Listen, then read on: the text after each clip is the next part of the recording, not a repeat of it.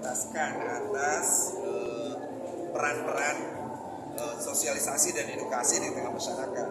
Jadi Jurkam Amin ini bukan bagian dari Baja Amin yang resmi, tetapi Bangun Syukur ini punya inisiatif untuk melakukan edukasi, melatih para jurkam di tingkat seluruh lapisan masyarakat dari mulai pusat sampai daerah. Satu, bagaimana mereka mensosialisasikan ide-ide dan gagasan serta program Amin. Yang kedua, mereka akan mengartikulasikan itu dengan bahasa daerah masing-masing. Misalnya kalau orang Sunda, Sunda, Jawa, Nangge Jawa, dan terus seterusnya. Nah yang ketiga, ini menjadi semacam pelajaran dari dua pilpres, di mana aura kebencian, polarisasi dan sebagainya terus diumbar oleh buzzer. Maka Jurkam Amin ini betul-betul tidak akan menjadikan alasan mereka melakukan hate speech, melakukan polarisasi dan sebagainya. Ini bagian langkah yang menurut saya lebih cerdas untuk menjadikan seluruh warga bangsa ikut serta dalam Pilpres 2024. Soal dipilihnya Pak Mahfud sebagai cawapres Pak Ganjar, ini Bang Maman melihatnya ini akan mempengaruhi basis suara itu karena secara kultural Pak Mahfud. Ya, saya mengucapkan selamat ya Pak Mahfud menjadi pasangan untuk Pak Ganjar. Nah, yang kedua tentu kita tahu bahwa NU punya basis yang banyak dan punya pilihan yang berbeda-beda. Sampai hari ini yang memilih Pak Prabowo, memilih Ganjar dan tentu memilih Anies Muhaimin, baru bisa ditentukan berapa NU yang memilih ketiganya itu di tanggal 14 Februari 2024. Nah, kalau kami sebagai orang PKB yakin bahwa kerja-kerja teman-teman caleg terutama dan para pengurus di tingkat DPW, DPC untuk meyakinkan bahwa pasangan Anies Muhaimin ini menjadi pasangan yang terus akan didukung, itu terus kita lakukan. Sehingga kami sekali lagi tidak pernah merasa ada suara yang akan tergerus dan sebagainya. Yang pasti kita akan menang. Artinya bagaimana caranya PKB memastikan suara nanti yang ini tidak tergerus karena Pak Prabowo juga mungkin akan mengincar basis suara yang sama. Iya, PKB punya mekanisme dua hal. Yang pertama, dari awal PKB sebagai alat politik NU. Jadi jangan dibalik, NU tidak pernah diperanut oleh PKB, tapi PKB memang lahir menjadi alat NU. Itu terus melakukan upaya-upaya turun ke bawah, memberikan program ke seluruh tingkatan dari mulai ranting, lalu juga ke PC dan sampai ke tingkat pengurus wilayah NU seperti itu. Dan yang kedua, caleg-caleg kita kebetulan punya hubungan emosional yang dekat dengan Nahdliyin, sehingga sekali lagi kami tidak merasa terganggu sama sekali dengan kehadiran Pak Mahfud. Bahkan pertarungan akan lebih berkelas, lebih menarik seperti itu.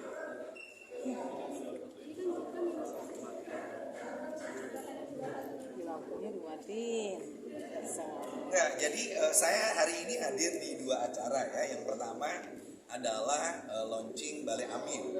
Hampir sama dengan Balai Amin, Jurkam Amin pun adalah partisipasi masyarakat secara independen yang ingin menyalurkan suaranya untuk memenangkan Amin. Seperti itu. Jadi kalau personalnya ada yang masuk di jajaran Baja Amin nanti, ya tentu kita hormati. Suatu siapa misalnya dari Jurkam Amin ini nanti ada yang masuk di tim kampanye nasional. Kita nyebutnya timnas, tim kampanye nasional.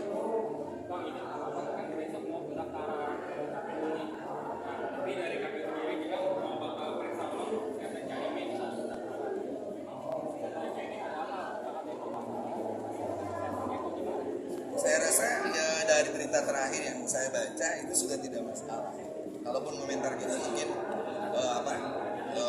hanya catatan kecil, tidak mempengaruhi acara yang kita lakukan. Kita jam 8.09 diterima di KPU dan Ganjar Mahfud akan diterima jam 11. Udah nggak ada masalah.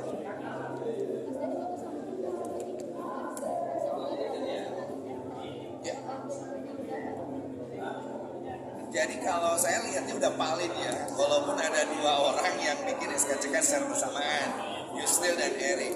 Tapi kan pertanyaan kita sudah terjawab bahwa Gibran bukan yang akan menjadi calon wakil presiden, kecuali ada kejutan lagi. Jadi memang Prabowo sampai hari ini belum bisa memastikan, tapi saya meyakini ya dari pola seperti itu, maka yang akan dijadikan calon wakil presidennya Prabowo adalah Erick.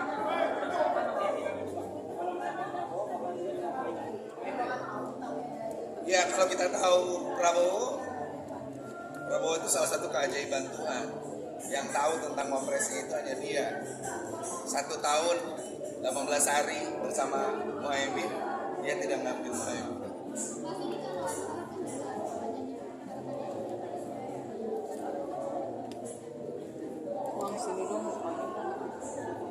Ya jadi kalau orang menang bahwa hari ini yang sudah menang tuh NU, Mahfud NU, Muhaimin NU, lalu juga Erick Thohir NU, tapi jenis NU-nya beda-beda. Ada yang NU asli pakai sod, dan itu Pak Muhaimin karena dia adalah cicit pendiri Nahdlatul Ulama. Lalu ada NU karena dia dibawa oleh Gus Dur, Mahfud MD namanya. Ada juga NU naturalisasi, Erick Thohir. Kita bukan soal asli tidak asli ya. Siapapun nanti tentu kita berharap semua membangun apa yang menjadi amanat Nahdlatul Ulama, soal penguatan sumber daya manusia, soal kualitas pendidikan, soal pemihapan negara kepada buruh, tani, nelayan, pengelolaan sumber daya alam di sini, itu adalah amanat dari Muktamar Nahdlatul Ulama pada siapapun.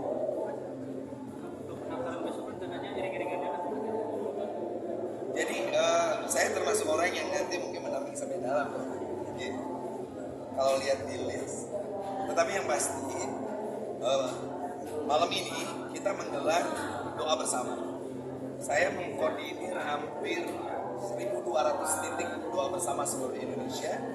Lalu Gus Muhaimin Iskandar itu akan mulai dengan acara doa dulu untuk Hari Santri Nasional. Itu sekitar jam 7:05 pada Isya. Setelah itu baru kita doa bersama yang dipimpin seorang ulama.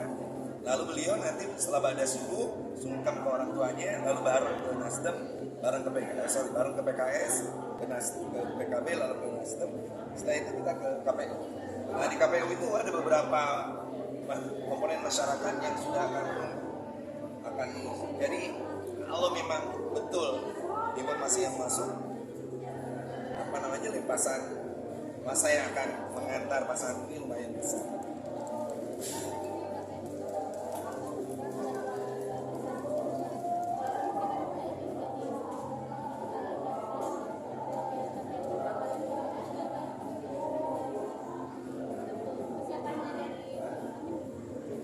Saya rasa kita udah paling siap.